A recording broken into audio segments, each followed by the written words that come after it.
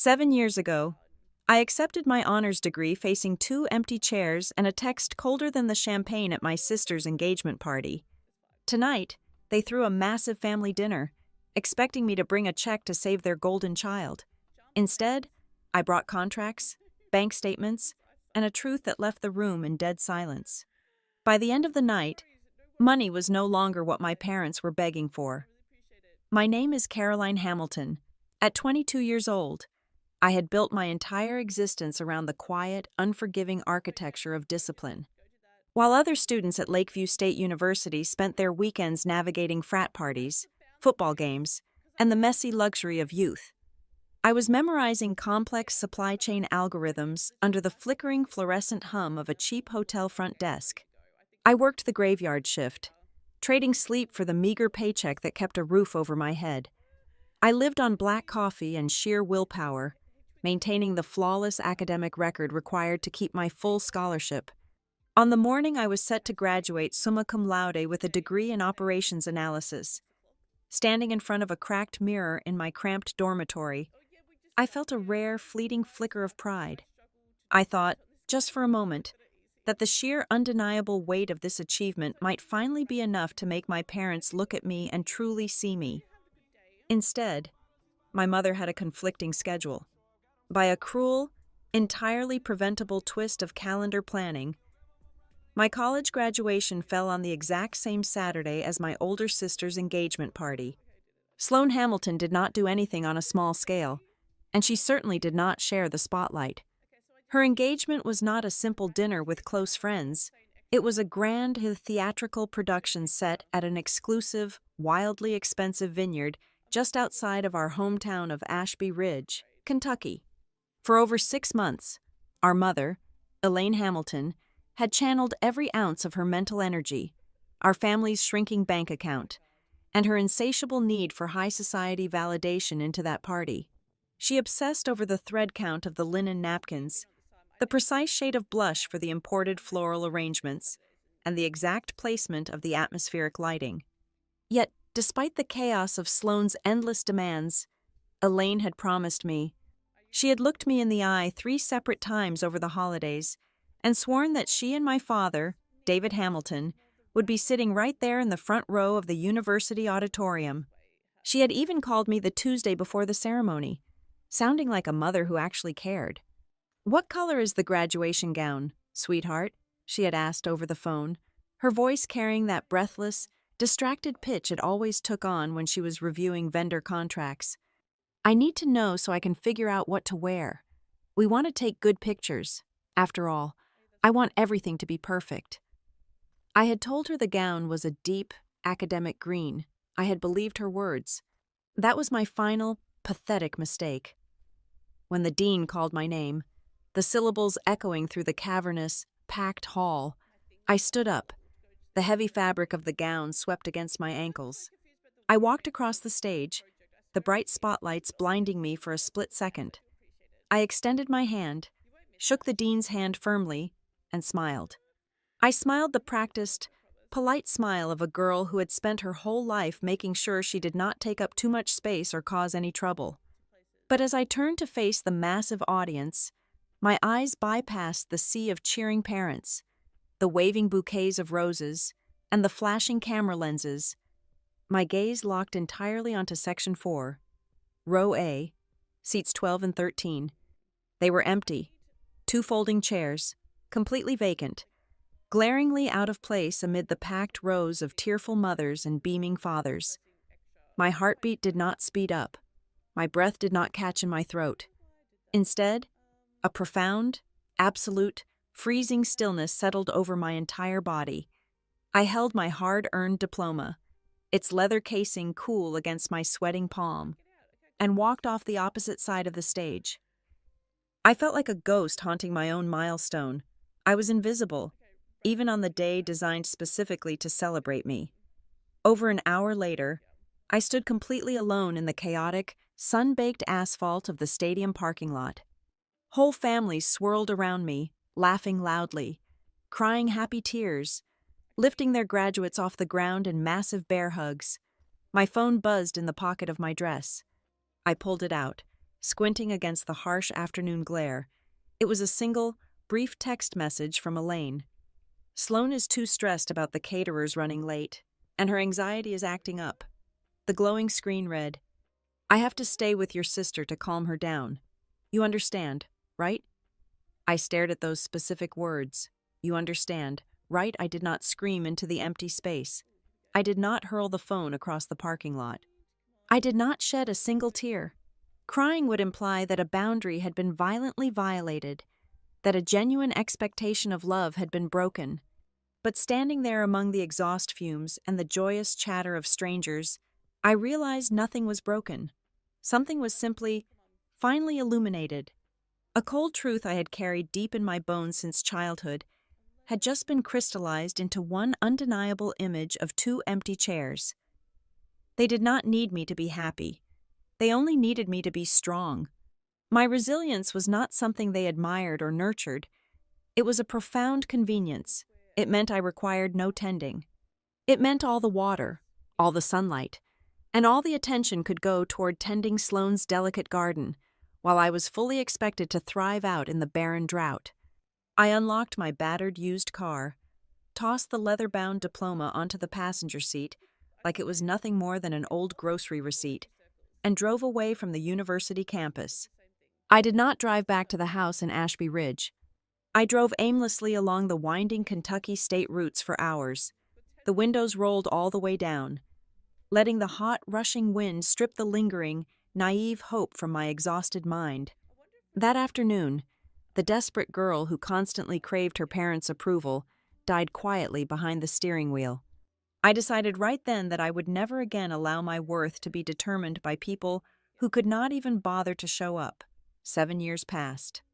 I did not waste a single day of those 7 years waiting for an apology that would never come. I packed my entire life into 2 large suitcases and left the suffocating, image-obsessed borders of Kentucky for the towering steel and glass canyons of Chicago. I poured every ounce of that relentless, cold discipline into building a life they could not touch.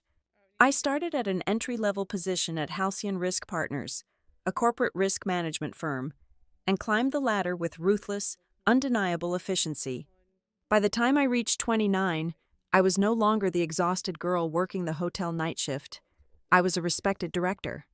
I had built a formidable career by identifying flaws in complex systems, and I had recently purchased my own luxury penthouse, high above the chaotic noise of the city streets, using entirely my own money. I kept a deliberate, vast distance from Ashby Ridge. I maintained a polite, sterile boundary. But about 2 weeks ago, a prominent local business magazine ran a feature article highlighting rising female executives in the Midwest. The publication included a professional photograph of me standing on my penthouse terrace. The sweeping, glittering skyline of Chicago spread out behind me like a kingdom I had conquered all by myself. I did not send the article to my family. I did not want their artificial praise. But the internet possesses a relentless way of erasing boundaries, and the photograph inevitably found its way onto Elaine's glowing phone screen. Yesterday morning, my phone lit up with her name. It had been many months since her last brief, highly transactional message. "Caroline, sweetheart," the incoming message began. The exclamation point felt like a physical, calculated intrusion. "We are all so incredibly proud of the beautiful, successful woman you have become. It has been way too long since we saw your face. I want the whole family to reunite this weekend. We are hosting a special dinner on Saturday night just for us. Please say you will come home." I sat at my sleek, custom oak desk, feeling the soft, mechanical hum of the city vibrating against the floor-to-ceiling windows, and read the message 3 times. The sweetness in her tone was so thick it was suffocating. It was entirely unnatural. My mother did not do spontaneous, loving family reunions, and she certainly did not celebrate my independence. If Elaine Hamilton was setting a grand table and inviting me to sit at it, it meant she desperately needed something carved up and served. I stared at the screen, analyzing the situation with the same cold precision I applied to my corporate contracts. I knew exactly what this was. This was not a warm dinner invitation. This was a carefully constructed stage. They had seen the article. They had seen the expensive tailored suit, the skyline, and the implied wealth of that terrace. They looked at that photograph and saw a shiny, new lifeline for whatever financial crisis Sloane and her husband had inevitably manufactured this time. They believed that because I had always been the quiet, dutiful, dependable one, I would simply walk into their dining room, bask in a few pathetic crumbs of manufactured affection, and obediently open my checkbook. They thought they knew the game. They remembered the 22-year-old girl who drove away in total silence. They thought silence meant surrender. I typed my reply with steady, unshakable fingers. I will be there. I hit send, placed the phone face down on the desk, and turned in my heavy leather chair to look out at the sprawling city. I was going back to Ashby Ridge. But I was not bringing a checkbook or a desperate need for their love. I was returning as the architect of my own life, and I was bringing 7 long years of receipts. Growing up in Ashby Ridge meant learning early on that perception was far more valuable than reality. Our town was the kind of place where neighbors measured your moral failing by the height of your front lawn grass, and where Sunday morning church attendance was a mandatory social performance. In this environment, my mother thrived. Elaine Hamilton was an architect, and her masterpiece was the flawless, radiant image of our family. But that image had a very specific, singular focus. If a stranger were to walk through the heavy oak front door of our house, they would immediately assume I was a distant cousin who occasionally visited, rather than a daughter who lived down the hall. The curved staircase in the foyer was lined with silver-framed photographs, chronicling every conceivable triumph of Sloane Hamilton. There was Sloane in her sequined cheerleading uniform, suspended mid-jump. There was Sloane wearing the shimmering plastic crown as homecoming queen. There was Sloane cutting the ribbon at a local charity bake sale, smiling radiantly for the local newspaper photographer. Meanwhile, my debate team trophies and my state math competition medals were unceremoniously shoved into the bottom drawer of the hallway credenza, buried beneath tangled charging cables and expired takeout menus. My mother never struck me. She never screamed until her throat was raw or threw ceramic plates against the kitchen wall. Her brand of cruelty was far more sophisticated and entirely invisible to the outside world. She had mastered the art of the quiet dismissal. She weaponized expectations. In Elaine's mind, my academic achievements were simply the baseline minimum required of me. When I brought home a report card with straight, flawless grades, she would barely glance at the paper before sliding it across the granite kitchen island, nodding once and saying it was exactly what she expected. Yet, if Sloane managed to pass a remedial biology exam with an average score, my mother would order a customized cake from the expensive bakery downtown and call 3 different aunts to announce the triumphant news as if it were a victory for our entire bloodline. My father was not an evil man, which somehow made his continuous betrayal hurt much worse. David Hamilton worshipped at the altar of domestic peace. He operated under the strict, cowardly philosophy that opposing his wife was a battle he could never win. So he simply stopped suiting up for the war. I grew up with the suffocating realization that my father was kind, but he would never possess the fundamental courage required to choose me. Sometimes, after a particularly blatant display of favoritism from my mother, he would find me sitting alone on the front porch. He would stand beside me, sigh heavily, and pat my shoulder exactly 2 times. He never said the words I needed to hear. He never told my mother she was being unfair. He just offered those 2 pathetic, silent pats on the shoulder, a meager apology for his own complicity, before retreating to the safety of his garage. This dynamic dictated every rhythm of our household. Birthdays were the most glaring metric of our respective values. When Sloane turned 16, my parents rented out the entire local country club. They hired a live band, brought in a massive ice sculpture, and invited 100 people. When I turned 16, 2 years later, I came home from my after-school job to find my parents watching television. My mother handed me a store-bought card with a $20 bill inside and suggested we just order a simple cheese pizza to save money. Citing the overwhelming expenses of Sloane's upcoming college sorority rush wardrobe. While Sloane was the undisputed, radiant center of gravity at our high school, floating from pep rallies to weekend lake parties. I was building a life entirely in the background.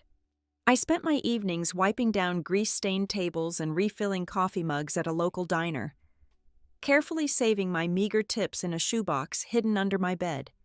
When it came time for college applications, I navigated the labyrinth of financial aid forms entirely alone. I sat at our dining room table at 2 o'clock in the morning, cross-referencing tax documents and writing admission essays, learning the hard way that if I wanted a future, I had to architect it myself without expecting a single ounce of support or guidance. The defining fracture, the moment the hairline crack in our family foundation widened into a gaping chasm, happened during the spring of my senior year. I had just walked to the mailbox and found a thick, heavy envelope from Lakeview State University. My hands were visibly shaking as I tore the expensive paper open. It was an acceptance letter, but more importantly, it was an offer for a massive academic scholarship. It was my ticket out. It was the undeniable, printed proof that my relentless hard work actually meant something tangible. I ran back into the house, my heart hammering against my ribs. I found my mother in the living room, frantically steaming a silk dress. "Mom, look at this," I said, my voice cracking with an unfamiliar, desperate joy. "Lakeview offered me a full ride. 100% of my tuition is covered." Elaine paused her steaming. She looked at the letter in my hand for exactly 3 seconds. Her expression did not change. There was no sudden gasp of pride, no dropping of the steamer, no rush to embrace me. "That is nice. Caroline, you always were good at taking tests," she said, turning her attention back to the delicate fabric. "Listen, since your tuition is covered, we do not need to worry about those application fees anymore, which is perfect timing. Sloan has her professional portfolio shoot for her modeling agency submissions tomorrow. Can you make sure you are home by 3 o'clock? I need someone to hold the lighting reflectors, and I cannot trust the photographer's assistant to get the angles right." I stood frozen on the living room rug. The heavy envelope in my hand suddenly felt entirely weightless, utterly devoid of meaning. In that exact moment, a chilling clarity washed over me. I finally understood that my greatest triumph was nothing more than a logistical convenience to her. My success was only valuable because it freed up family resources and my personal time to serve my sister's endless ambitions. My achievements would always be firmly tethered to my absolute obligation to serve as Sloane's permanent supporting cast. Yet, despite the overwhelming historical evidence, human nature is a pathetic, stubborn thing. I carried a deeply embarrassing, fragile sliver of hope all the way through my 4 years of college. I told myself that graduating with honors was universally recognized as a monumental life transition. I convinced my rational brain that surely, on the day I put on the academic regalia and received my degree, my parents would be forced to sit in the audience and witness me as a separate, distinct individual. I thought the sheer undeniable optics of a university graduation would override their habitual neglect. That was why their absence at the ceremony was not merely an unfortunate scheduling conflict. It was the final, decisive hammer blow that pulverized the very last fragment of naive trust I held for my family. When that weekend concluded, I did not return to the house in Ashby Ridge to pack my bags in a fit of rage. I did not stand in the kitchen and deliver a tearful, dramatic monologue demanding justice. I simply stopped participating in the delusion. I gathered my belongings over the next few days with a quiet, methodical efficiency. I hugged my father, enduring his standard 2 pats on the back, and I drove away. I built a fortress of distance between us. I stopped answering phone calls immediately. I stopped offering updates on my life. I gave them nothing but silence. Of course, in a town like Ashby Ridge, a family like the Hamiltons could never admit to a failure of love. They could never acknowledge that they had starved a daughter out of their home. So, my mother did what she did best. She rewrote the script. My quiet departure to build an independent life was quickly and skillfully twisted into a narrative of profound betrayal. She spun my absolute silence into a weapon, telling the aunts, the neighbors, and the church choir that little Caroline had grown too arrogant for her hometown. She planted the seed that I had abandoned my loving family out of pure, unadulterated selfishness. They convinced themselves that I was the villain of the story, entirely unaware that their own actions had meticulously written my script year after painful year. I arrived in Chicago with exactly 2 battered suitcases, a checking account hovering dangerously close to empty, and a silent oath that I would never again allow another human being to calculate my worth. The wind coming off Lake Michigan during those first few weeks was brutal, slicing through my thin winter coat, but I welcomed the bite. It kept me awake. It kept me moving. Chicago did not care who my family was, and it did not care about the Hamilton legacy of Ashby Ridge. It only cared about what I could produce. I traded the suffocating, manicured lawns of my childhood for the towering steel grids of a city that felt endlessly cold, yet undeniably fair. I landed an entry-level position at Halcyon Risk Partners, a corporate risk and operations consulting firm. It was the kind of place where junior analysts burned out in 6 months, crushed under the weight of endless data sets and merciless client demands. I thrived there. While my peers complained about the grueling 60-hour work weeks, I found a profound, comforting sanctuary in the spreadsheets. Numbers, unlike my mother, never lied. They never changed their expectations based on their mood, and they never favored someone else.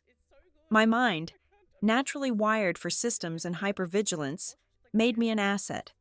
I developed a reputation for an obsessive level of patience, tracing every discrepancy down to the absolute final decimal point.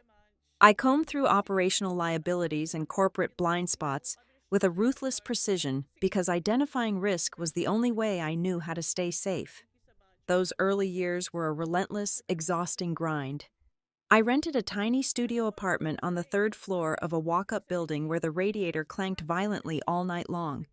My dinners often consisted of whatever was cheapest at the corner bodega, usually a bowl of instant soup eaten standing over my cramped kitchen sink. Every morning, I rode the crowded, screeching elevated train to the financial district, clutching my coffee cup and watching the gray cityscape blur past the scratched windows. It was a profoundly lonely existence. I spent my 20s building my foundation in complete solitude.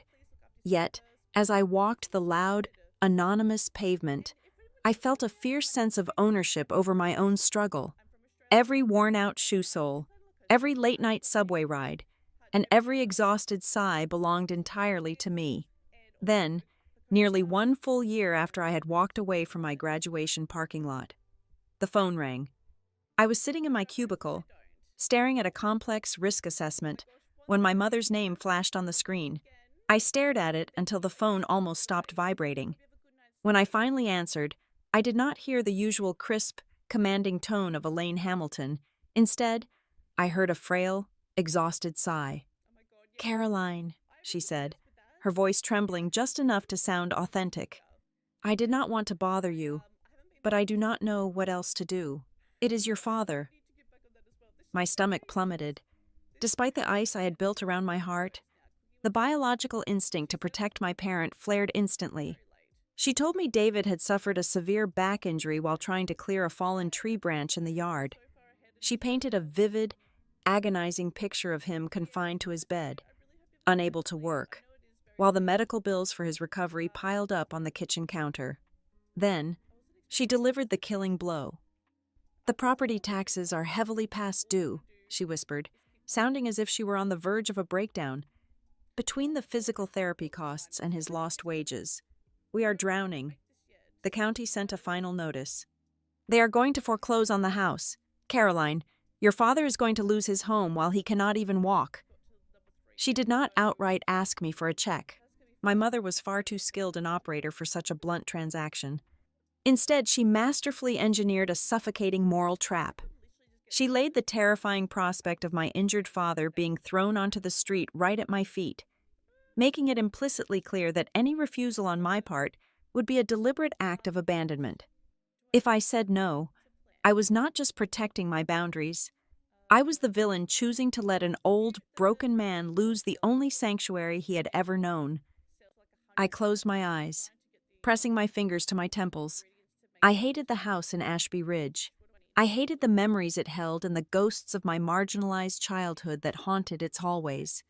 But I could not stomach the thought of my father, the man who had at least offered me those quiet, pathetic pats on the shoulder, losing his dignity entirely. "How much do you need to stop the foreclosure and cover his immediate care?" I asked, my voice flat and completely devoid of emotion. She gave me the number. I agreed to set up an automatic wire transfer of $1,350 every single month. I rationalized the decision by telling myself it was a strictly temporary intervention. It was a tourniquet to stop the bleeding, a necessary sacrifice to stabilize my childhood home and ensure my father could afford the basic care he needed to get back on his feet. But a tourniquet left on too long eventually poisons the blood. The monthly transfer quickly became a permanent fixture in my financial reality. I watched a significant portion of my hard-earned salary vanish from my account every 30 days, and soon, the regular payments were no longer enough. The manufactured crises began to multiply with alarming frequency. A few months later, she called to say a severe storm had damaged the roof, and the insurance deductible was impossibly high. I wired an extra $3,000. Then came the frantic call about my father needing a specialized, out-of-pocket medication that their coverage stubbornly refused to authorize. I paid for that, too. There were co-pays for advanced physical therapy sessions, unexpected utility hikes, and property assessment fees. I never mentioned a single word of this financial burden to my colleagues at Halcyon Risk Partners. I never complained to the few acquaintances I occasionally grabbed a drink with after work. I carried the secret like a heavy stone in my pocket. In my twisted, deeply conditioned mind, this was simply the quiet, unglamorous duty of a responsible adult child. I was finally serving a vital purpose. Every time I hit the transfer button, I felt a strange, bitter sense of vindication. Deep down in the darkest corners of my heart, I knew exactly what I was doing. I was doing the very thing they had comprehensively failed to do for me all those years ago. I was showing up when it counted. I was proving that I was dependable, that I could hold the sky up when it was crashing down on them. I was so busy feeling morally superior that I completely missed the fundamental shift in our relationship dynamic. The Hamilton family had entered a brand new, highly lucrative era. They had stumbled upon a brilliant operational strategy. They no longer needed to pretend to respect me. They did not need to invite me to holidays, ask about my career, or treat me like a valued member of the family unit to keep me tethered to them. They only needed to manage my guilt. They realized that my fierce independence and my desperate, lingering need to prove my own worth made me the perfect, endlessly renewable resource. I thought I was saving my father from ruin. I thought I was paying a debt to the universe for my own escape. I had no idea that while I was grinding through 60-hour weeks in the cold Chicago winter, eating cheap soup and calculating corporate risk, my own family was quietly building a very efficient, highly customized cash machine. And I was the one keeping it fully stocked. By the time 24 months had passed, the nature of my mother's phone calls underwent a subtle but chilling mutation. The initial tearful pleas and the trembling recitations of my father's supposed medical emergencies vanished completely.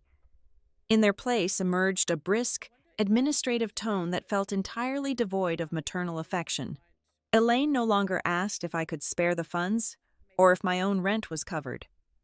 She simply asked what day the transfer would clear the bank. "The county tax installment is due on the 15th of this month," she would say, skipping any polite greeting the moment I answered the phone. "Make sure the wire is initiated by Tuesday morning so we do not incur those ridiculous late penalties." The lie had stopped being an acute, desperate crisis and had calcified into a fully operational, highly efficient system. I was no longer a savior swooping in to rescue my family from the brink of destruction. I was treated like a recurring utility bill, a guaranteed monthly deposit they factored into their baseline budget. Parallel to this silent, continuous financial bleeding, my sister's life was aggressively and loudly expanding. Sloane married Nolan Pierce in a lavish theatrical ceremony that I deliberately did not attend, citing an inescapable high-stakes project deadline at the firm. Nolan was exactly the kind of man my mother fundamentally adored. He possessed a terrifyingly smooth charm, wore perfectly tailored suits that spoke of generational wealth he did not actually possess, and harbored an insatiable appetite for a lifestyle far beyond his actual earning capacity. He was all glossy exterior and hollow interior, a man who believed that projecting success was the exact same thing as achieving it. Shortly after their extravagant honeymoon, Elaine called to announce that Sloane and Nolan were finally building their long-term future. They were opening a high-end wedding and exclusive event space named Ivory Vale Studio. According to my mother's breathless pitch, it was a guaranteed goldmine, capitalizing on the booming luxury rustic wedding trend. However, they just needed the family to stand firmly behind them during the initial, crucial launch phase to secure their footing in the highly competitive market. It was a Tuesday afternoon, right in the middle of a brutal quarterly audit period at Halcyon Risk Partners, when the trap finally snapped shut. I was running on perhaps 4 hours of sleep, staring blankly at 3 different computer monitors filled with dense liability projections, when an email popped up from Elaine. It was marked with high importance. Attached was a dense, heavily legally worded electronic document. Her text message arrived on my phone a second later. "Caroline, sweetheart, Sloane needs a tiny favor today." The message read, "She is renting some premium audio and lighting equipment for the new studio space. Her credit history is a bit thin right now because she has never had a traditional corporate job. So the equipment vendor just needs a relative to sign a standard character verification form. It is purely an administrative formality. Can you electronically sign it this afternoon? They are threatening to hold the delivery truck." I was entirely exhausted. My eyes burned fiercely from staring at tiny spreadsheet cells since 6 o'clock in the morning. I opened the attached document, scrolled rapidly through the dense, blurry boilerplate text, and saw the digital signature box glowing at the very bottom of the last page. I did not apply my usual, ruthless professional scrutiny. I did not read the fine print detailing the liability clauses. I made the single most catastrophic error of my adult life. I trusted my mother. I clicked the yellow box, typed my full legal name, and hit submit. I did not realize until much later that I had not signed a simple character reference. I had signed a legally binding personal guarantee. With a few careless keystrokes, I had just made my own pristine credit score, my growing assets, and my entire professional future directly liable for a massive portion of Ivory Vale Studios' commercial lease agreements and high-end equipment rentals. For years following that digital signature, Elaine continued to systematically harvest my income, playing me with the cold precision of a master tactician. She kept her fingers firmly pressed on my 2 deepest, most painful psychological vulnerabilities. She exploited the lingering, irrational terror that my childhood home would be seized by the bank and auctioned off. She weaponized the agonizing guilt I felt whenever I imagined my father aging in physical agony and financial misery. David was entirely complicit in this silent extortion. Every few months, usually on a Sunday evening, he would call me. The conversations were agonizingly brief and thick with unspoken tension. "Thank you for the help this month, kiddo," he would mutter into the receiver, his voice betraying a pathetic, cowardly evasion.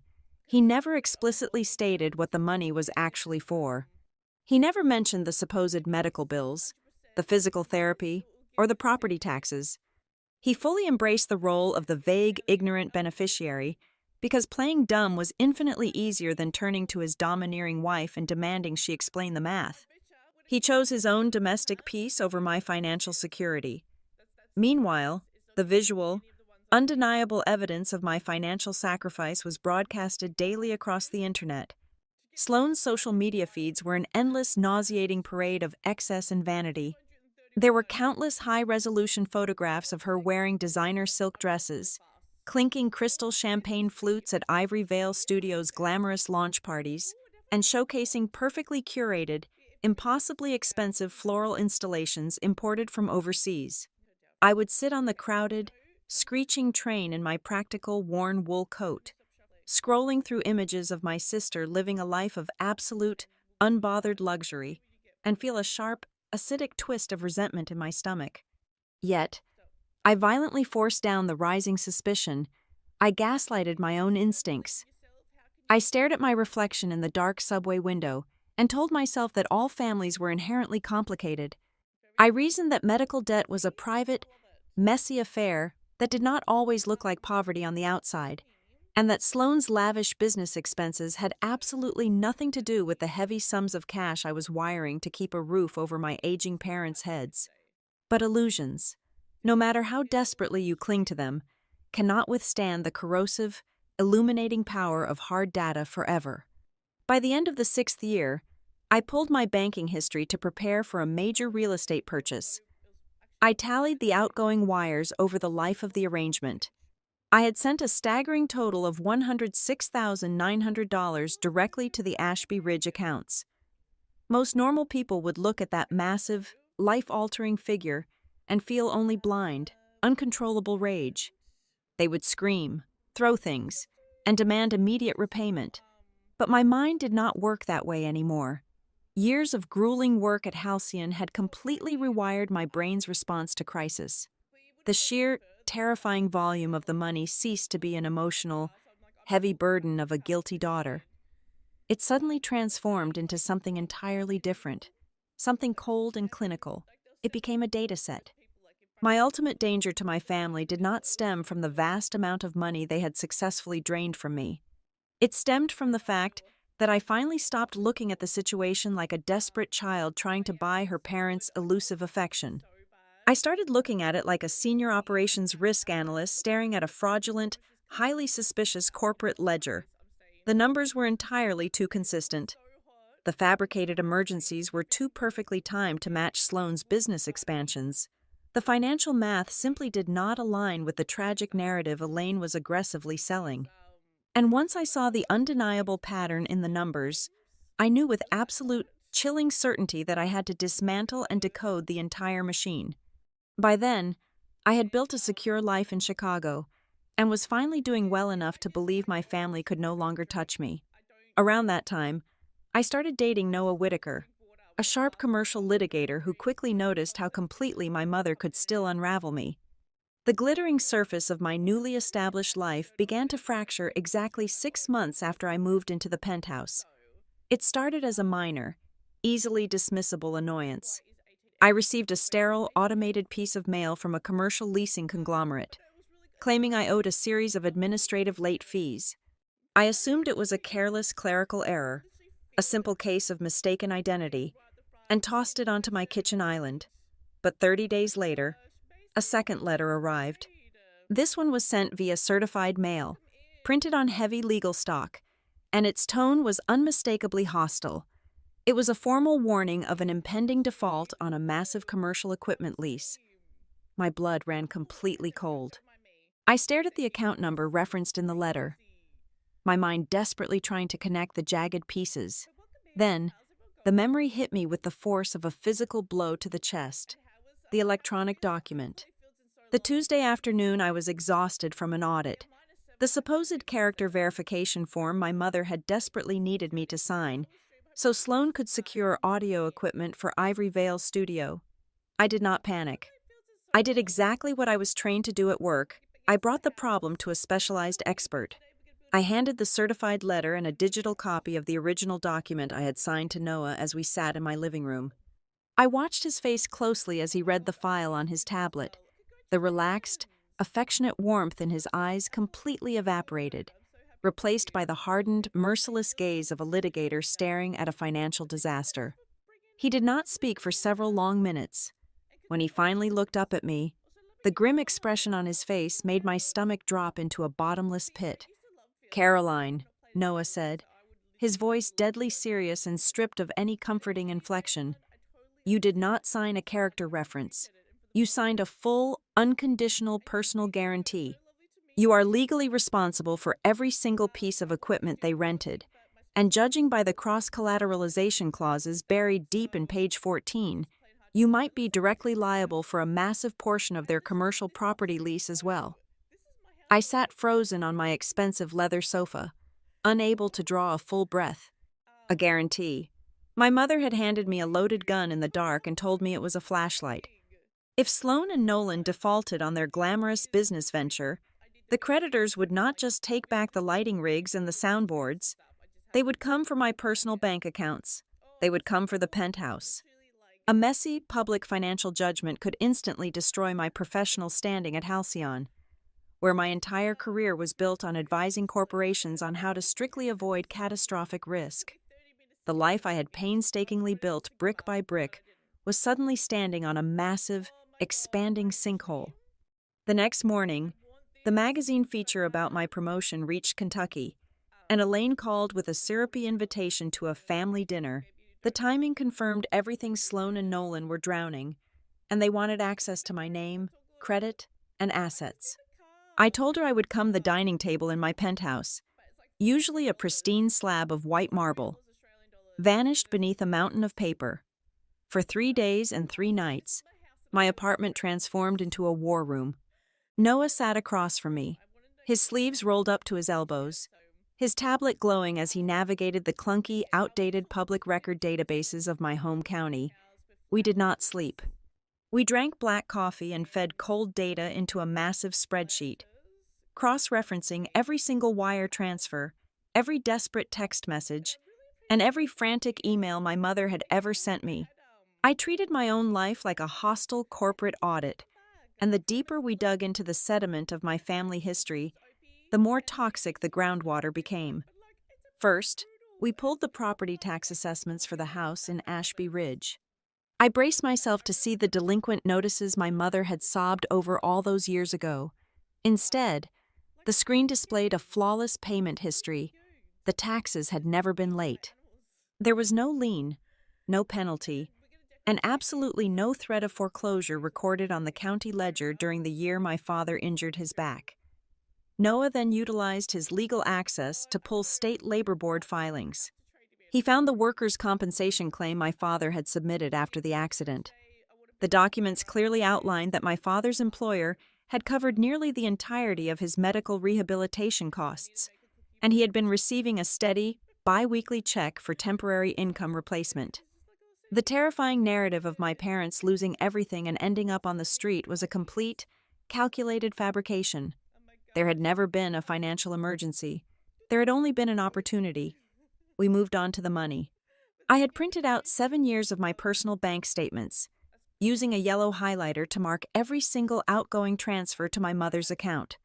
Beside it, Noah pulled up the incorporation timeline and public vendor histories for Ivory Vale Studio, along with an archive of my sister's boastful social media posts. We aligned the dates. The results were sickeningly precise. In late October of my 3rd year in Chicago, my mother had begged for an emergency wire of $4,500, claiming the house urgently needed a new furnace before the winter freeze. 3 days after my transfer cleared, Sloan posted a photograph of herself signing the commercial lease for the event space, thanking her family for their generous seed capital. In April of the following year, Elaine demanded $2,000 for my father's supposedly uncovered physical therapy sessions. Exactly 48 hours later, Ivory Vale Studio proudly announced the arrival of 20 custom-built, high-end farm tables. The $3,000 I sent for roof repairs magically coincided with the installation of illuminated exterior signage. The $5,000 I wired for an unexpected property assessment perfectly matched the exact week Sloan hired a luxury branding agency for a stylized photo shoot. Every single drop of my panicked, guilt-ridden labor had been funneled directly into financing Sloan's delusions of grandeur. "It gets worse," Noah said quietly, his eyes fixed on a freshly downloaded document from the state secretary. "Look at the corporate registration amendments for the studio." He turned the screen toward me. My eyes scanned the legal jargon until they locked onto a specific schedule of organization. My name was listed right there in black and white. They had not just tricked me into signing a commercial lease guarantee, they had formally registered me as an advisory member of their limited liability company in an amended filing. I had never attended a meeting. I had never received a distribution, and I had never been briefed on a single operational decision. They had simply grafted my pristine financial reputation onto their sinking ship to make it look seaworthy to creditors. The financial betrayal was monumental, but the final, most devastating blow came the next morning, entirely by accident. We needed a certified copy of a specific lien filing, so I called the county records office. The clerk who answered happened to be my younger cousin, May Holloway. May was always a bit of a gossip, and hearing my voice after so many years opened a floodgate. "Caroline, oh my goodness, I cannot believe you are calling," May whispered into the phone, clearly trying to hide her voice from her supervisor. "Everyone is talking about you coming to the big dinner on Saturday. Aunt Elaine has been calling the whole family all week." "What exactly is she telling them?" "May?" I asked, keeping my tone light, casual, and completely unthreatening. May hesitated. Then the secret spilled out. She confessed that for years, my mother had been carefully constructing a narrative among the extended family that I had abandoned them out of pure arrogance. Elaine told everyone who would listen that I despised my small-town roots and only threw a little bit of money at them whenever it was convenient, just to assuage my own selfish guilt. "Aunt Elaine was actually bragging to my mother just yesterday," May continued, her voice dropping to a harsh whisper. "She said they were going to ask you to officially take over the studio's debt consolidation. My mom asked what would happen if you said no, and Aunt Elaine just laughed. She said you would never dare refuse her in front of a house full of relatives. She said you are too obsessed with looking like the good, successful daughter, and that you owe them anyway for running off to the city." My mother had not invited the family to celebrate me. She had invited an audience to trap me. She intended to leverage social pressure, relying on my deeply ingrained childhood terror of causing a public scene, to force me into signing away the rest of my financial future. "Thank you, May. I look forward to seeing everyone," I said, my voice steady and cold as a glacier. Before disconnecting the call, I sat at the table and began to compile the data. I did not just print the documents. I curated them. I went out and purchased a thick black leather binder. Inside, I created a ruthless, undeniable chronological timeline. I placed the highlighted bank statements side by side with the fraudulent text messages Elaine had sent to justify the requests. I included the worker compensation payouts next to her pleas for medical money. I matched the transfer dates to Sloane's lavish receipts. I printed the commercial lease guarantee, the misleading explanation my mother used to secure my signature, the state business filings, and the late payment warnings. I tabulated the exact sum of $106,900 on the very first page, printed in a large, bold font. Noah watched me assemble the binder with a mixture of awe and profound concern. He offered to represent me formally, to draft the cease and desist letters himself. I politely declined. I loved him, but I needed a ruthless litigator who had absolutely zero emotional connection to me. That afternoon, I hired a shark from a separate downtown corporate law firm to handle the liability extraction. We initiated the preliminary steps to aggressively separate my name from Ivory Vale Studio, citing fraudulent misrepresentation. Before I packed my overnight bag for the drive to Kentucky, I logged into my banking portal. I navigated to the recurring transfers page. I stared at the automated command that had quietly siphoned my livelihood for the better part of a decade. With a single click of the mouse, I permanently canceled the monthly wire to Elaine Hamilton. I zipped my bag and picked up the heavy black binder. My mother had spent her entire life directing a flawless, fictional play where she was the martyr and I was the obedient, silent extra. Now, she wanted to stage a grand finale in front of the whole town. I decided I was more than happy to give her the stage, but I was bringing my own script. The drive from Chicago to Ashby Ridge took just under 6 hours, but the heavy silence inside the car made it feel like an eternity. I sat in the passenger seat, staring out the window as the towering skyscrapers gradually melted into the sprawling, flat farmlands of the Midwest, and finally into the rolling green hills of Kentucky. I did not turn on the radio. I did not speak.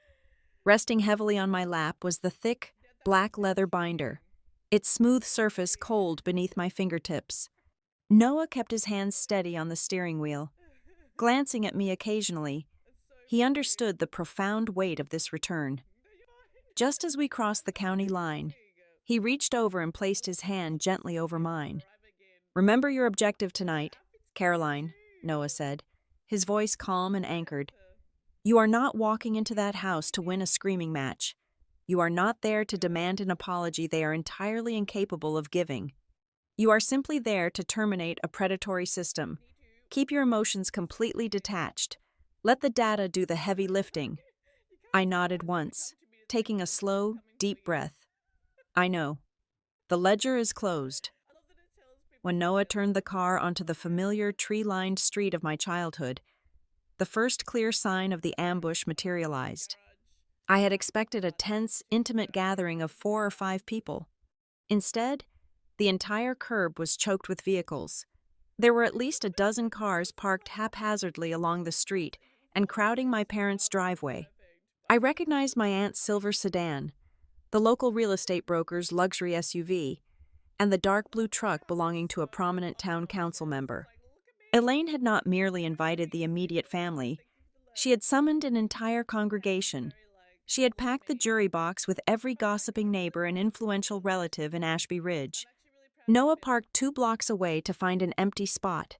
As we walked up the concrete path toward the heavy oak front door, my pulse remained steady. The terrified, desperate girl who used to crave validation in this house was dead. In her place stood a woman holding a comprehensive audit of her own exploitation. We stepped inside, and the overwhelming scent of roasted rosemary and expensive red wine hit me instantly. The house was vibrating with loud, overlapping conversations. In the main living room, the heavy oak dining table had been artificially extended with multiple wooden leaves, stretching awkwardly into the parlor to accommodate nearly 20 guests. But the most grotesque detail hung directly above the brick fireplace. It was a large, beautifully calligraphed banner, draped elegantly over the mantel, bearing the words, "Family carries family." It was a sickeningly sweet, fabricated moral slogan designed to look like a heartwarming mantra. But to me, it read exactly like a ransom note. Before I could even take off my coat, the crowd parted. Elaine descended upon me. She wore a pristine emerald green dress and a flawlessly practiced expression of overwhelming maternal joy. She threw her arms around me, hugging me so tightly that I could feel the sharp edges of her diamond rings digging into my spine.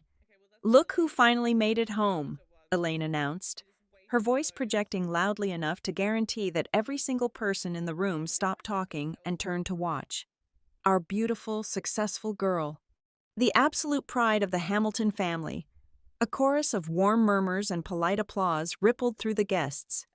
To the uninitiated observer, it was a beautiful, touching portrait of a mother welcoming her beloved daughter back into the fold. But I felt the rigid, calculating tension in her shoulders. It was a performance, and the opening act was designed to publicly establish our unbreakable bond before she asked for the money. I pulled away gently, plastering a polite, entirely hollow smile on my face. I introduced Noah, watching as my mother expertly appraised his expensive watch and tailored suit, calculating his net worth in a fraction of a second. I scanned the room, identifying the other key players in this theatrical production. Sloane was standing near the kitchen island, gripping a crystal glass of white wine with white-knuckled intensity. The glamorous, carefree facade she aggressively projected on social media was completely absent. Up close, without the benefit of perfect lighting and digital editing, my sister looked hollowed out.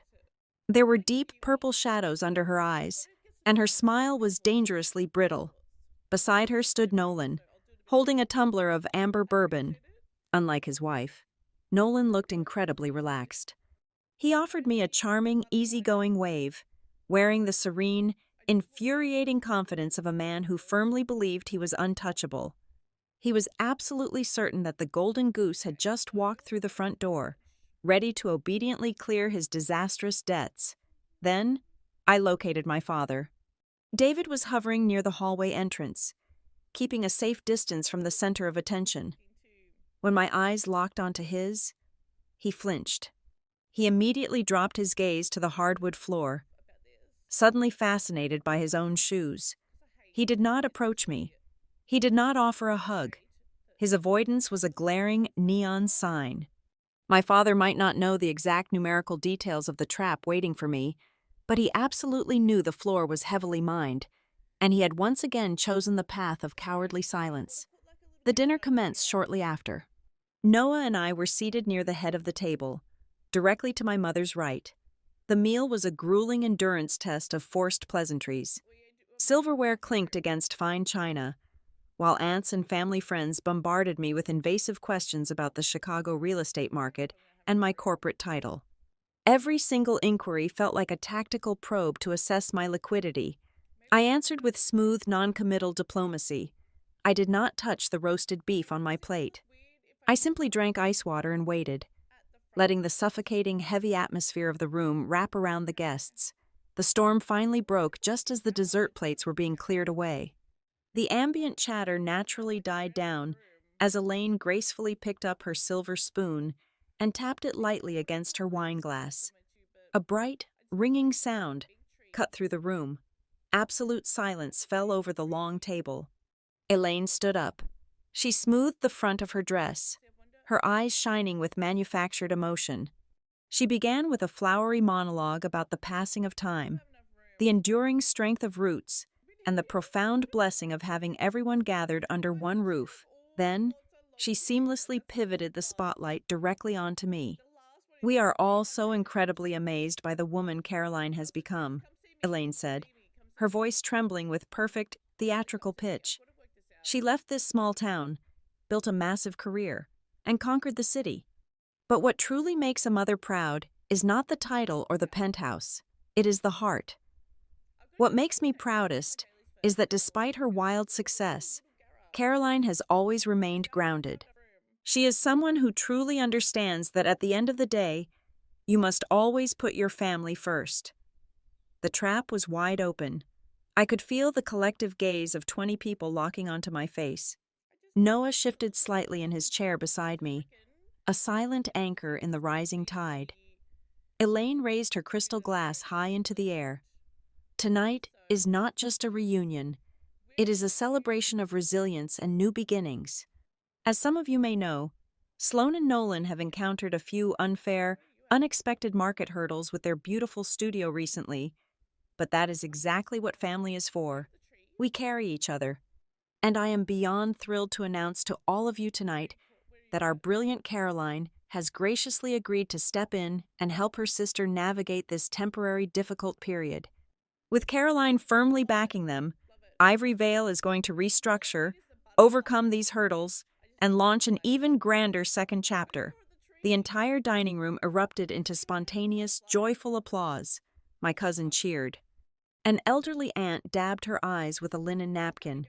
At the other end of the table, Nolan raised his bourbon glass directly at me in a smug, victorious salute, while Sloane let out a long, shuddering breath of profound relief. I sat perfectly still in my chair, the applause echoing in my ears like static. This was the razor's edge. This was the exact psychological checkmate my mother had spent her life perfecting. If I reacted according to basic human instinct, if I shouted, if I denied it, or if I stormed away from the table, I would instantly become the villain. The room would view me as the greedy, heartless corporate executive who publicly humiliated her desperate family over a few dollars. Elaine would remain the tragic, loving matriarch trying to hold her children together. But my right hand was already resting securely on the brass zipper of the heavy black briefcase sitting on the floor beside my chair. They wanted a show. They wanted a captive audience. I realized right then that my mother had made a fatal miscalculation. She had assumed I still cared about the script she had written for me. The applause rang out, loud and enthusiastic, bouncing off the walls of the crowded dining room. I let the sound wash over me for exactly 10 seconds. I let them clap for the beautiful, heartwarming illusion my mother had just painted. Then, I placed my hands on the edge of the table and pushed my chair back. The heavy wooden legs scraped sharply against the polished hardwood floor. The harsh, abrasive noise sliced right through the cheering. One by one, the clapping hands slowed and dropped into laps. The polite smiles faltered. I did not scream. I did not throw my napkin down in a fit of rage. I reached down to the floor.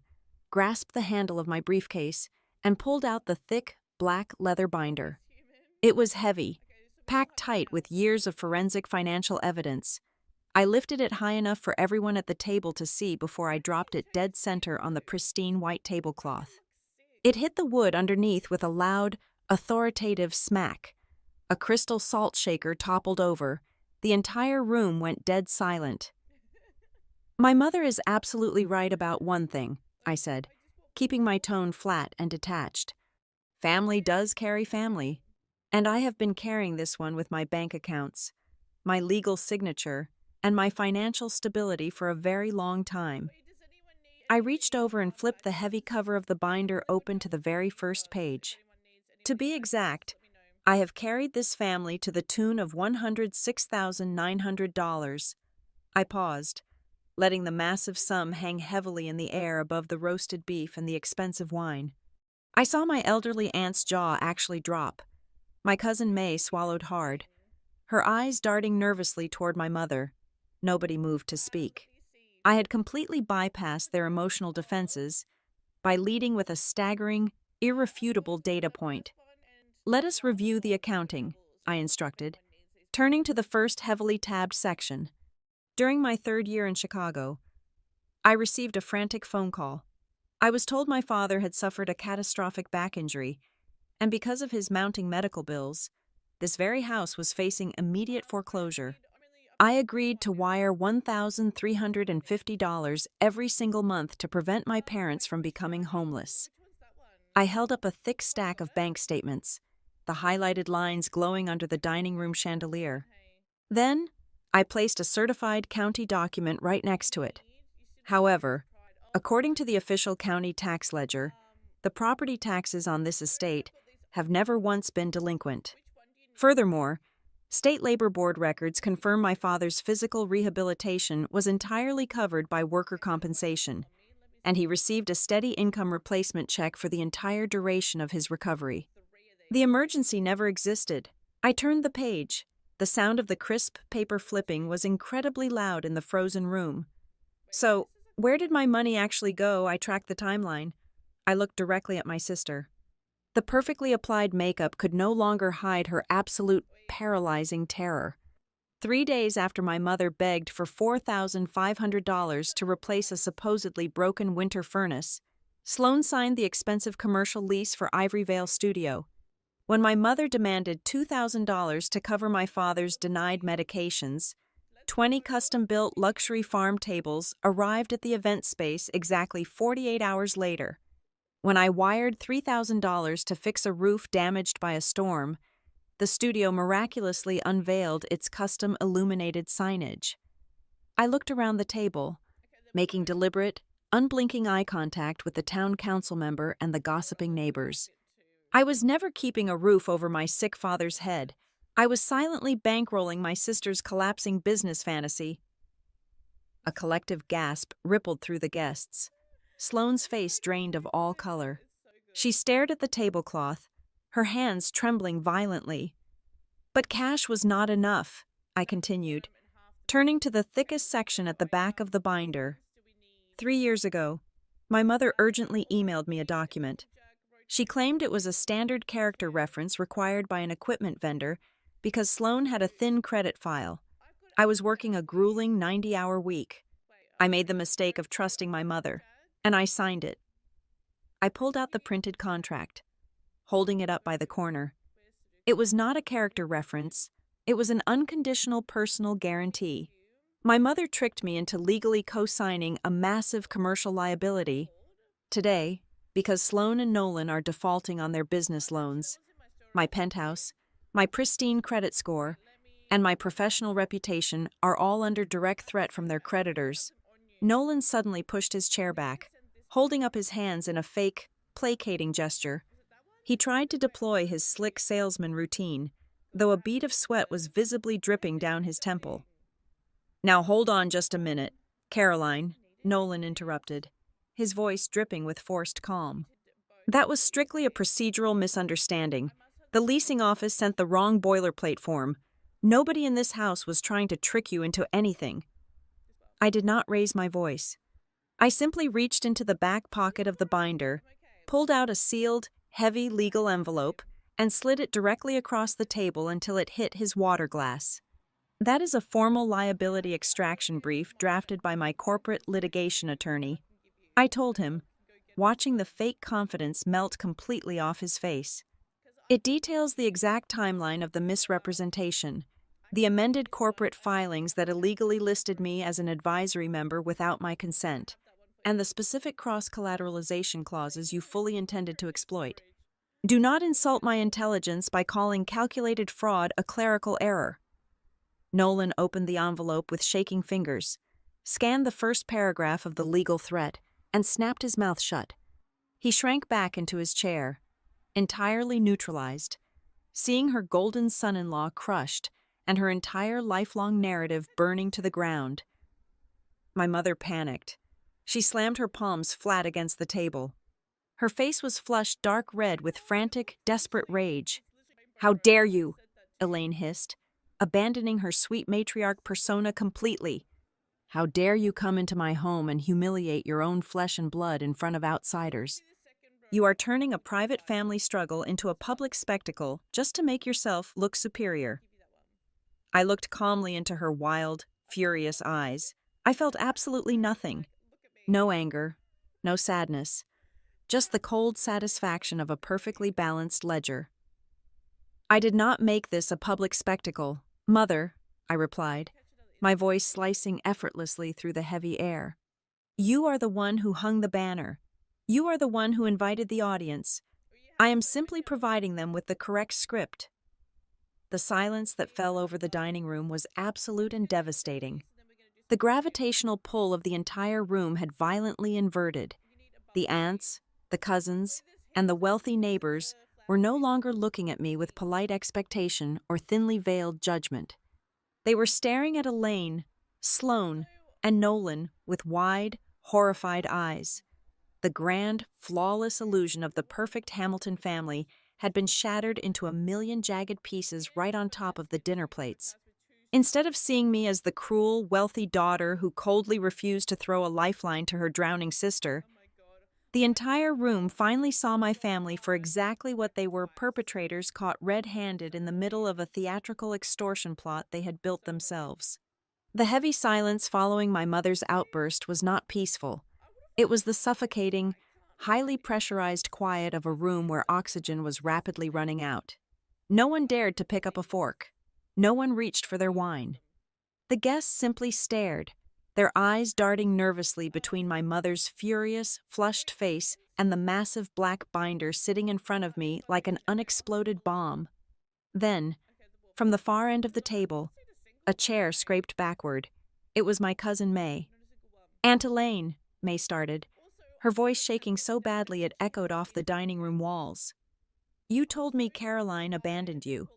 You sat in my kitchen just last month and swore to me that she never called, never came home, and only threw pennies at you because she wanted to buy a clear conscience." My mother whipped her head toward May, her eyes wide with panic. "May, do not get involved in this. You do not understand the pressure of raising a family.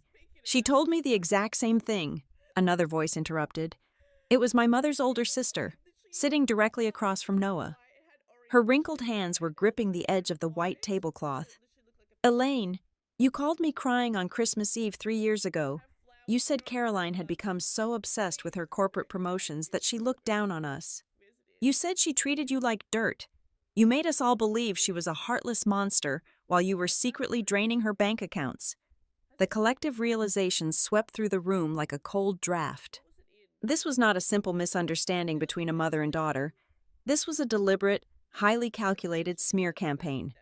Elaine had actively poisoned my reputation to ensure that no one in the family would ever reach out to me and accidentally uncover her lucrative financial pipeline. Sloane, who had been sitting frozen in her chair, suddenly placed her hands flat on the table. She looked physically ill. She turned her head, staring at the timeline I had laid out.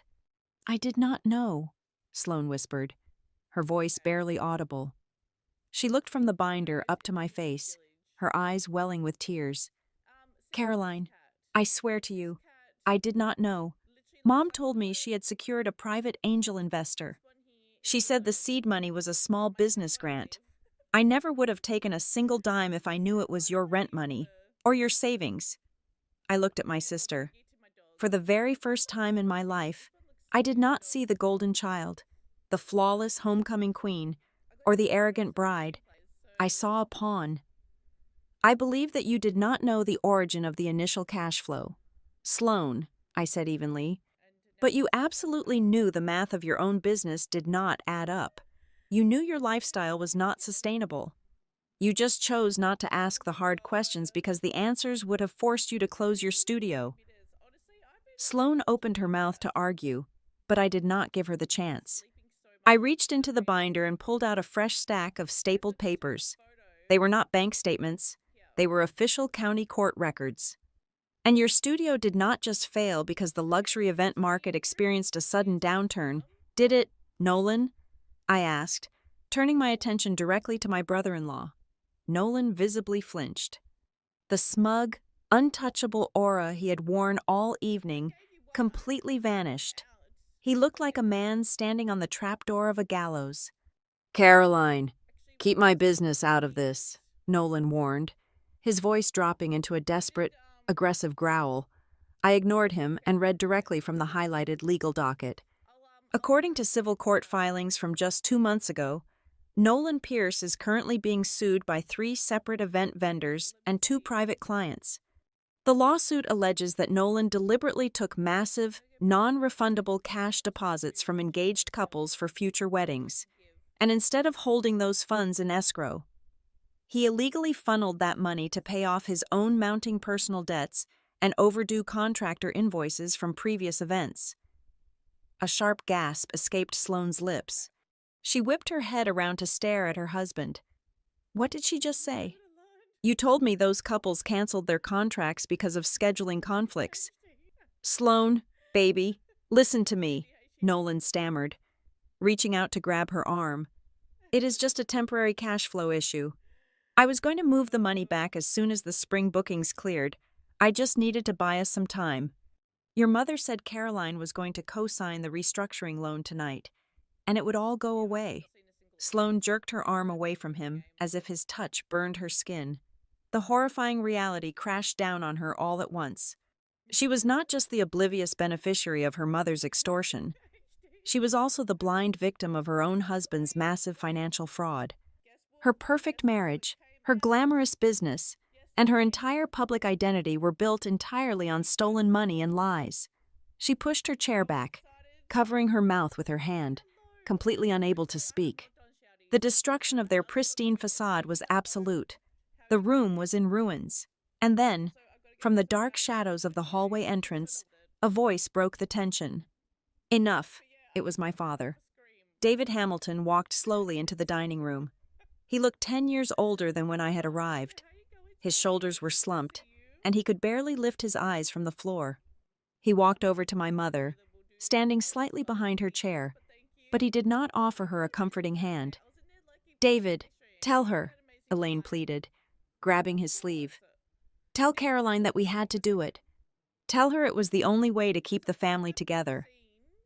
My father slowly pulled his arm out of her grasp. He looked at me, and the deep sorrow in his eyes was instantly suffocating. I am sorry, Caroline, my father said, his voice cracking with heavy, cowardly shame. I should have stopped it.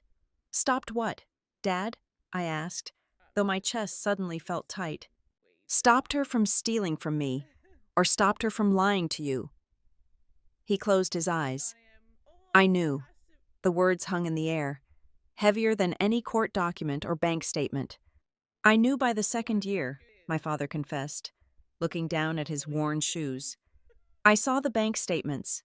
I knew my medical bills were fully covered by insurance.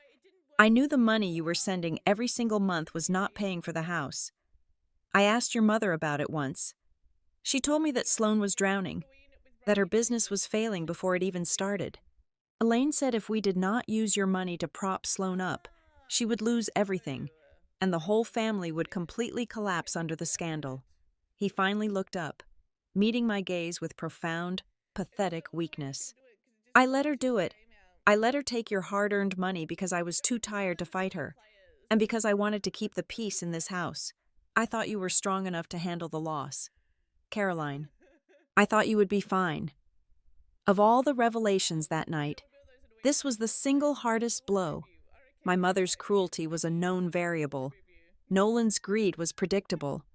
But my father's confession shattered the very last illusion I carried. For my entire life, I had convinced myself that David Hamilton was simply a gentle, beaten-down man who was a victim of his wife's domineering personality. I had justified sending the money because I believed I was protecting him. Now, I understood the devastating truth.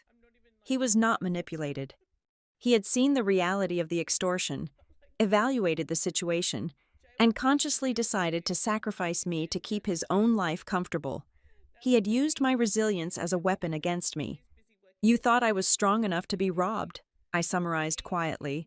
The last tether binding me to this family snapped cleanly in two.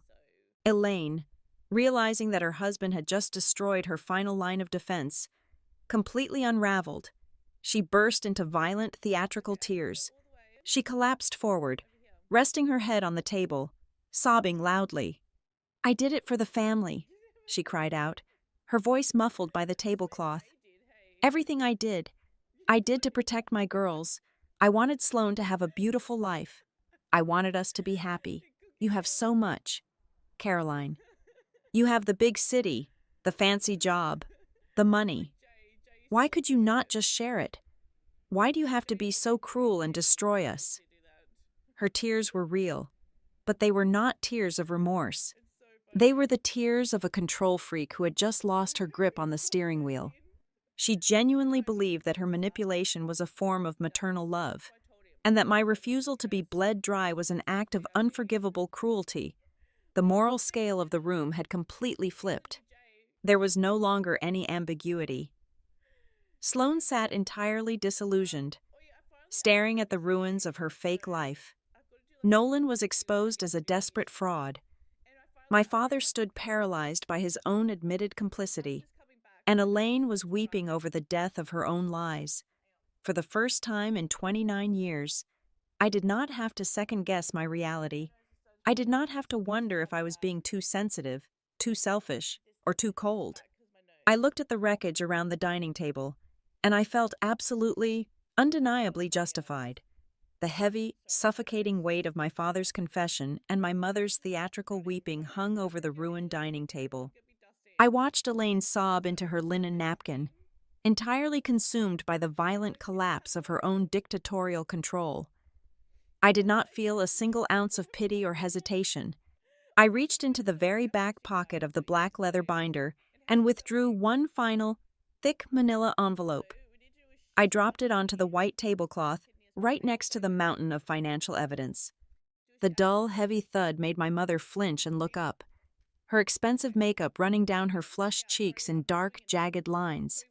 While you are mourning the end of your perfect illusion, we need to finalize the actual paperwork, I announced, my voice cutting through the humid, tense air like a finely sharpened scalpel. Inside that envelope is a formal notification from my legal counsel. We have officially initiated the legal extraction process to sever my name, my credit, and my assets from every single guarantee attached to Ivory Vale Studio, citing fraudulent misrepresentation. Furthermore, my legal team is demanding a complete, forensic accounting of every single dollar I have wired to this family over the past 7 years. Nolan scoffed, a desperate, wet sound escaping his throat. You cannot just back out of a signed commercial contract. Caroline, they will laugh you out of court. I do not need to fight you in court, Nolan, I replied smoothly, leaning forward just slightly. Because I am not here to negotiate a settlement, and I am certainly not asking for your permission to leave. I am just giving you a courtesy heads up. I paused, letting my eyes sweep across the terrified faces of my family. A certified duplicate of this entire binder, including every bank statement, every forged timeline, and the undeniable proof of the amended corporate filings, was delivered via private courier yesterday afternoon. The commercial leasing company has it, the equipment lenders have it, and most importantly, The lead plaintiff attorney currently suing you for vendor fraud has it. The reaction was instantaneous and catastrophic. Elaine gasped sharply, her hands flying up to cover her mouth. The sheer, terrifying reality of the situation finally crashed through her thick wall of delusion. This was no longer a private family dispute she could easily control, spin, or suppress, with a few well-timed tears and emotional threats. The financial crimes had violently breached the secure walls of her perfectly curated house.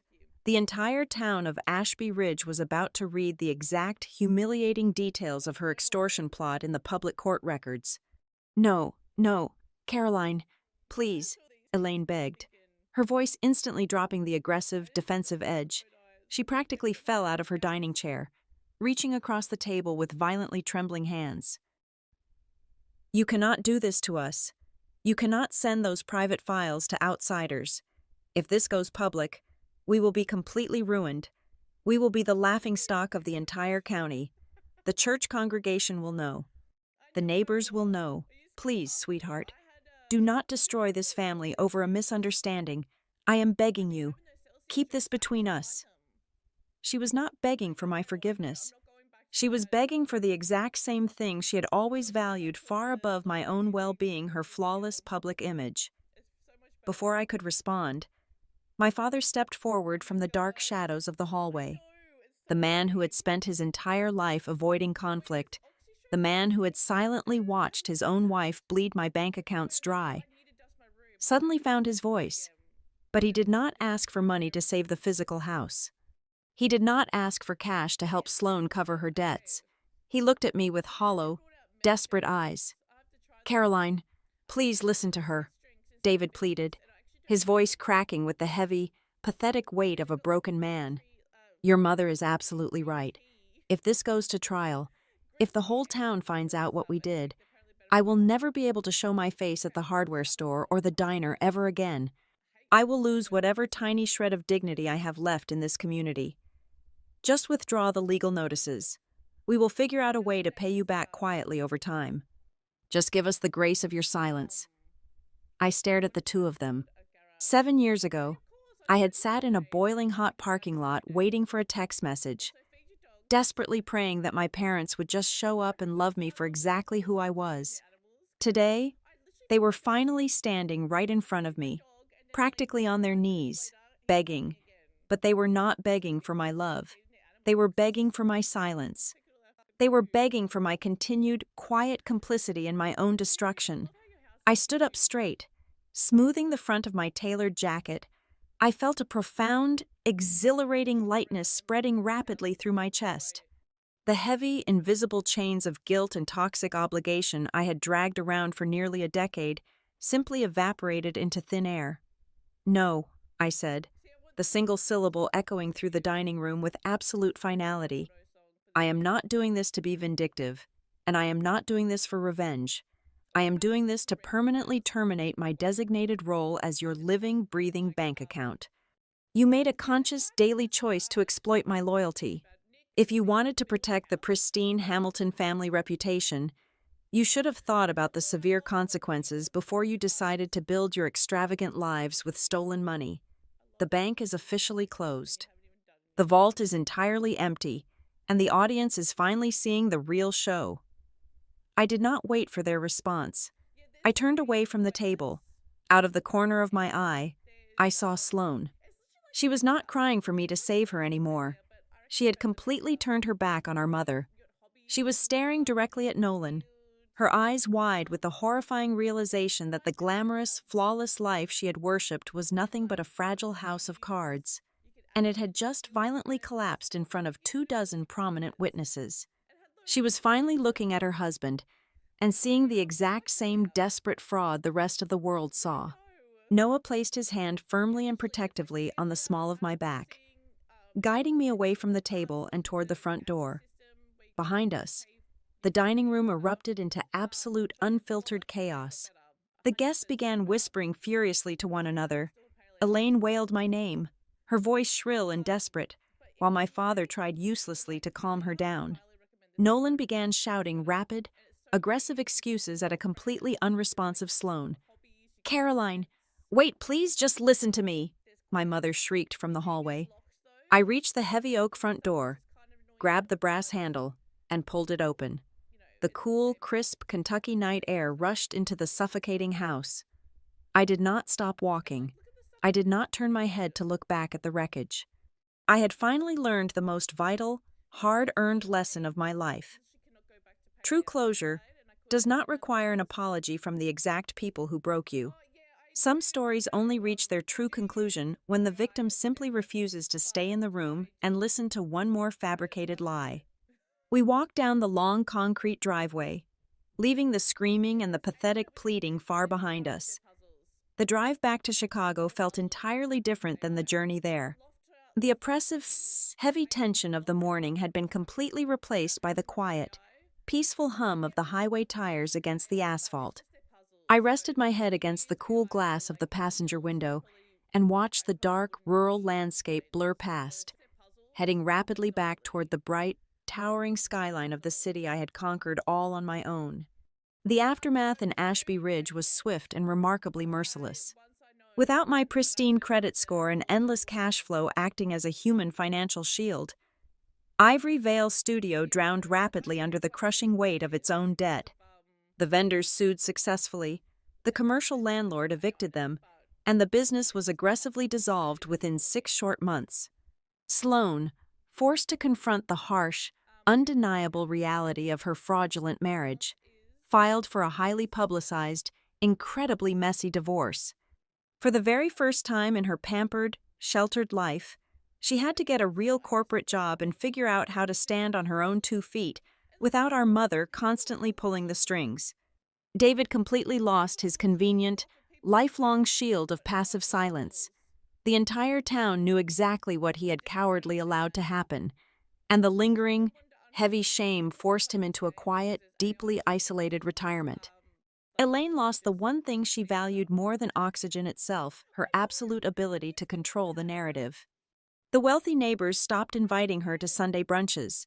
The church choir slowly pushed her out of the spotlight, and the flawless Hamilton family image she had ruthlessly maintained was permanently reduced to a pathetic cautionary tale of local gossip. As for me, I returned to my beautiful penthouse on the 32nd floor. I returned to my demanding, highly fulfilling career at Halcyon Risk Partners. I returned to the secure, peaceful life I had built with my own 2 hands, my own fierce discipline, and my own unshakable name. I was no longer the invisible, desperate daughter staring at 2 empty chairs in a crowded auditorium. I was the architect of my own reality, and I was finally the absolute, undisputed authority on exactly who was allowed to step foot into my life. Thank you so much for listening to my story today. I would love to know where you are tuning in from. So please drop a comment below with your city or country so we can connect and share our thoughts on this crazy family drama. If you enjoyed this journey, please make sure to subscribe to Boss Revenge Stories. Leave a like on this video and show your support by hitting that hype button so this story can reach and empower even more people.